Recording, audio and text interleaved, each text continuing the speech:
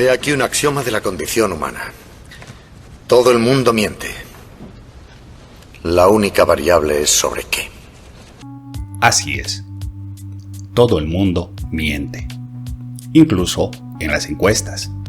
Por diferentes razones y con mayor o menor frecuencia e intensidad. Pero todos, tarde o temprano, tendemos a mentir. ¿Y por qué lo hacemos? ¿Qué nos impulsa a no decir la verdad, a decirla a medias o simplemente callar?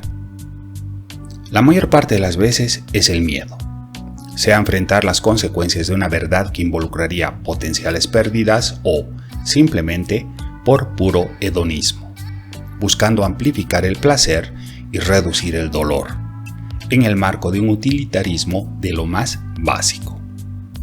Se trata, ciertamente, de un acto egoísta, una medida de autoprotección que, ligada al instinto de sobrevivencia, nos impulsa, en unas circunstancias más que en otras, al embuste, a ocultar, maquillar o recortar la verdad, siempre que lo juzguemos conveniente, claro.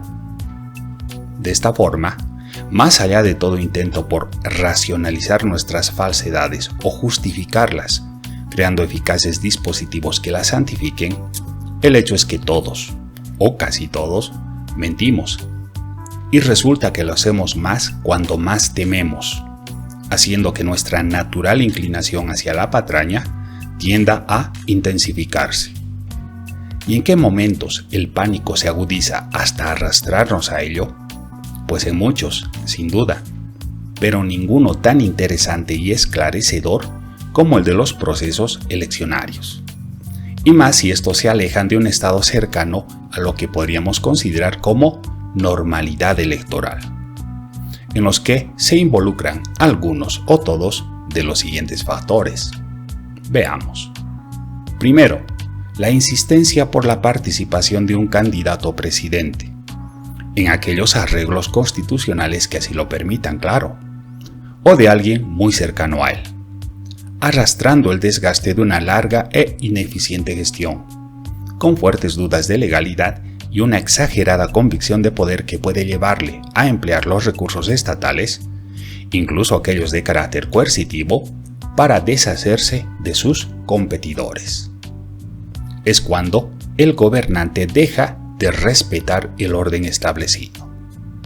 Segundo, la intensificación de los cuestionamientos a las reglas de juego, incluso con la aquiescencia de los propios órganos de control de la legalidad. Es cuando dejamos de confiar en las normas. Tercero, una estructura de gestión electoral débil y siempre bajo asedio.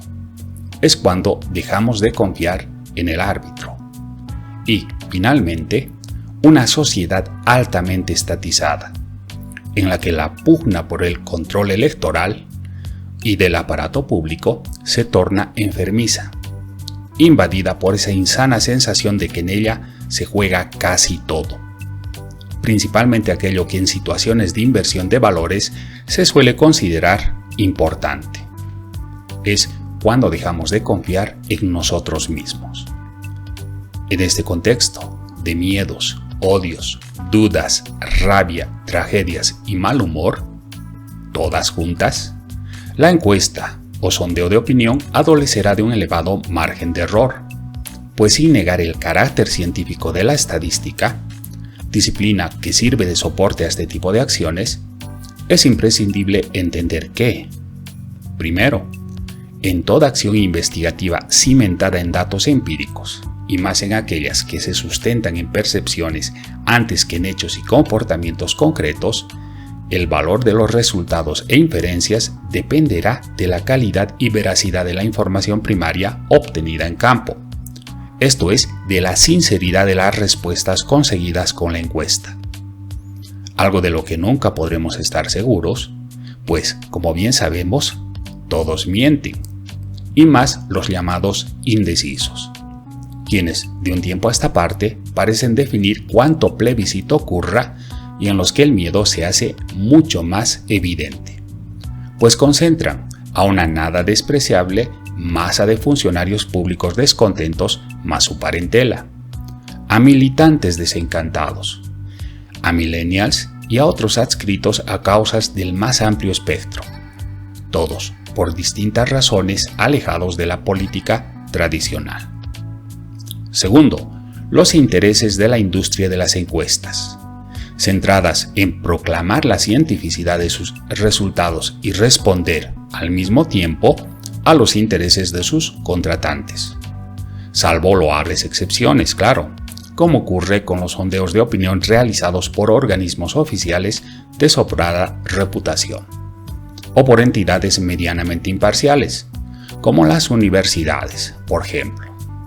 Y tercero, la presencia del poderoso en la competencia electoral, candidato a presidente o alguien muy cercano a él, como habíamos dicho, quienes directo o indirectamente intimidan y condicionan la externalización de las preferencias y percepciones. De esta forma, en las circunstancias anotadas, las encuestas operan, en unos casos, como una interesante pero inexacta aproximación a la realidad electoral, y en otros, como un vano intento de, entre comillas, hundir la moral del adversario y direccionar las preferencias hacia lo que el poderoso considere conveniente, construyendo imaginarios aparentes sin contar con que el ciudadano, ahora enfermo de desconfianza, tenderá a definirse, casi como siempre, frente a la papeleta y en secreto, producto del temor natural en unas elecciones de altísima toxicidad. Y ahora, vos, ¿crees realmente en las encuestas?